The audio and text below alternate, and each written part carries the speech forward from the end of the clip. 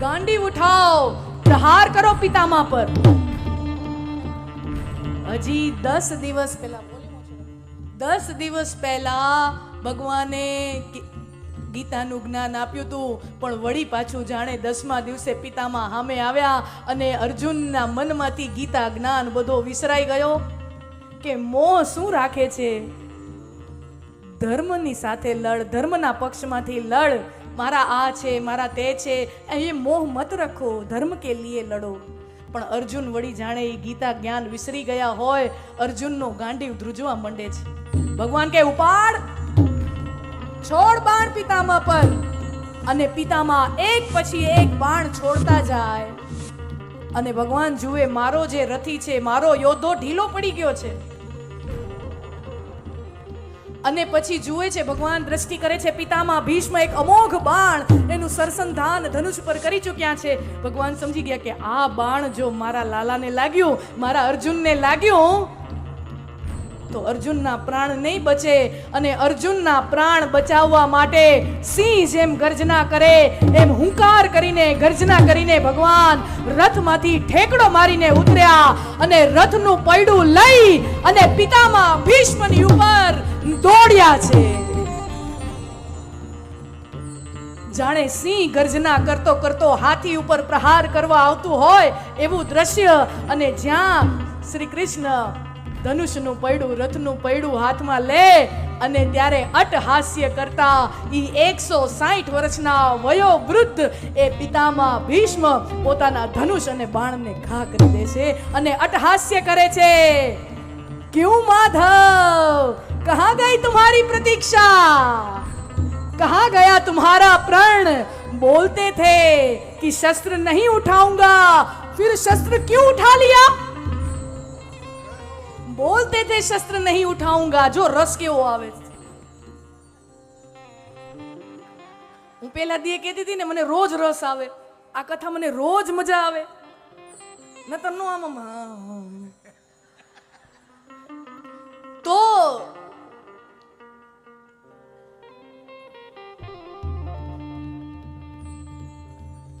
पितामह भीष्म अट्टहास्य कर रहे हैं. द्वारकाधीश, प्रतिज्ञा जे તમે પૂરી ન કરી શકતા હો તો એવી प्रतिज्ञा લ્યો છો શું કામ.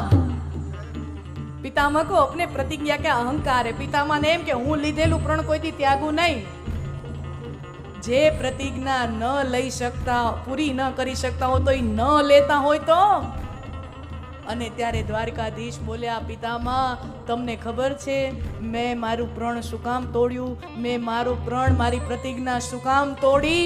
સાંભળવું છે તમારે. ડારી ચક્ર હસી પડ્યો, હાથમાં રથનું પૈડું છે. ભગવાને ઈ રથનું પૈડું ફેંકી અને ભગવાન મરક મરક મુસ્કાન આપે. ડારી ચક્ર હસી પડ્યો, ઉત્તર દિયો બ્રજરાજ. तोड़ी प्रतिज्ञा मोरी में, तोरी प्रतिज्ञा काज. डारी चक्र हसी પડ્યો, ઉત્તર દિયો બ્રજરાજ. પિતામહ તમને સંભળાવું મેં મારી પ્રતિજ્ઞા શું કામ તોડી. કારણ કે તમારી પ્રતિજ્ઞાની લાજ રહી જાય એટલે મેં મારી પ્રતિજ્ઞા તોડી. अपना मान टले टल जाए, भक्त का मान न टलते देखा. प्रबल प्रेम के पाले पड़कर प्रभु को नियम बदलते देखा.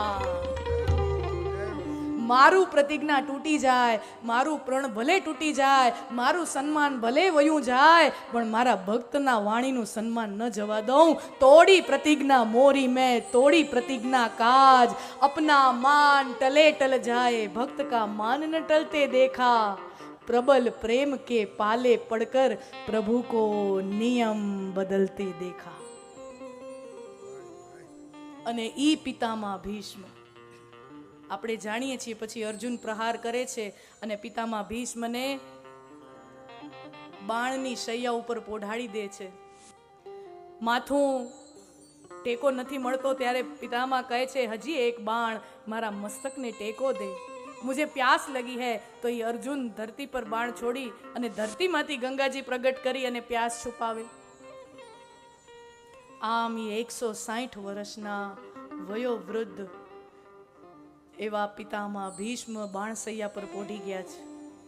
મહાભારતનું યુદ્ધ પૂરું થયું અને પાંડવો જીત્યા, રાજા યુધિષ્ઠિર રાજા બન્યા છે. ભગવાને દ્વારિકા જવાનો કાર્યક્રમ ઘડ્યો કે હવે તો તમે જીતી ગયા, દ્વારિકા જઈએ.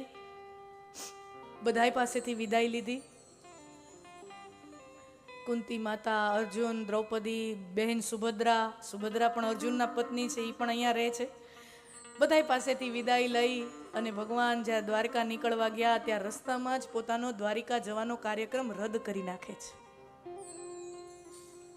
અને વળી પાછા હસ્તિનાપુર આવ્યા. તો કુંતીજીને આનંદ થયો કે વાહ, ભગવાન, મેં સ્તુતિ ગાઈ તો ભગવાન આવ્યા, મારા માટે રોકાણા છે. અર્જુનને એમ થયું કે ભગવાન મારા પરમ સખા છે, મિત્ર છે, ભગવાનને મારા વગર દ્વારિકા નહીં ગમે એટલે ભગવાન મારા માટે અહીંયા રોકાણા છે.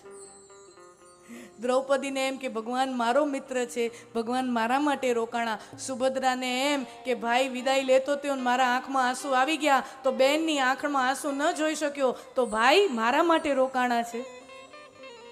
યુધિષ્ઠિરને એમ થયું કે હું નવો રાજા બન્યો છું તો રાજકાજમાં મને થોડુંક સેટિંગ આવી જાય, બધું ફાવટ આવી જાય તો મને સલાહ સૂચન કરવા માટે, મારું માર્ગદર્શન કરવા માટે રોકાણા છે. બધાયને એમ થાય છે ભગવાન મારા માટે રોકાણા છે, પણ સત્ય તો એ છે ભગવાન રોકાણા છે કુરુક્ષેત્રના મેદાન પર મકર સંક્રાંતિના પોતાનો દેહ ત્યાગની પ્રતીક્ષા કરી રહેલા પિતામહ ભીષ્મને અંતિમ દર્શન આપવા માટે ભગવાન રોકાયા છે. પાંચે પાંડવો, દ્રૌપદી, કુંતીજી બધા ગયા છે મેદાનમાં, પિતામહ પોઢ્યા છે. યુધિષ્ઠિર રાજાને રાજધર્મ, નીતિ ધર્મ, સ્ત્રી ધર્મ કે એક રાજા હોય મરતા મરતા કેવું જ્ઞાન આપતા ગયા વડીલો કે કોઈ રાજા હોય તો એના લશ્કરમાં આટલું ખર્ચ થવો જોઈએ, બજેટના 5% હોય, આટલા હાથી હોવા જોઈએ, એટલા, બધું જ્ઞાન આપવા, મરતા મરતા બધું જ્ઞાન આપ્યું છે. રાજધર્મ, નીતિ ધર્મ, સ્ત્રી ધર્મ, પરિવારનો ધર્મ બધું સમજાવતા ગયા. અને આજે આ બોધપાઠ પૂરો થયો વડીલનો, પોતાના સંતાન માટેનો,